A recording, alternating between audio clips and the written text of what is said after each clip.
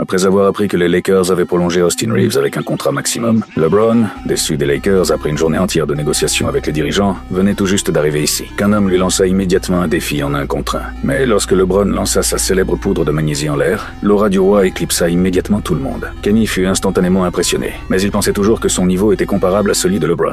Il tenta donc immédiatement un tir à 3 points. Le ballon décrivit une trajectoire parfaite et rentra directement dans le panier. LeBron voulut lui faire la passe, mais Kenny, beaucoup trop arrogant, exigea que LeBron tire lui-même pour prouver son talent. Cependant, selon les règles, c'était à Kenny de jouer. LeBron lui renvoya donc immédiatement le ballon. Kenny se mit en position, prêt à éliminer LeBron comme Allen Iverson. Puis il tenta un tir de très loin. Mais LeBron récupéra aussitôt le ballon, se retourna et conclut par un énorme dunk. Cette fois, c'était au tour de LeBron de jouer. Kenny était totalement incapable de défendre. 2 dunks consécutifs enflammèrent toute la salle. Il était évident que LeBron ne le prenait même pas au sérieux. Les dunks spectaculaires s'enchaînèrent sans interruption. Encore un dunk, puis un autre. Kenny demanda même de l'aide à son coéquipier en défense, mais celui-ci l'ignora complètement. LeBron enchaîna ensuite avec un nouveau dunk après une rotation. Kenny était complètement dépassé et n'avait plus la moindre envie de se battre. Sur la dernière possession, Kenny supplia LeBron de manquer volontairement son tir pour lui laisser un peu de dignité. Mais LeBron l'ignora totalement. Il tira avec une confiance absolue, se retourna avant même que le ballon ne rentre. Puis il dit à son ami « Appelle la police! Appelle la police !» Mais qui était vraiment Kenny? Comment pouvait-il affronter LeBron en 1 contre 1? Et pourquoi LeBron était-il tellement en colère qu'il l'a finalement fait arrêter? En réalité, Kenny n'était qu'un agent d'entretien.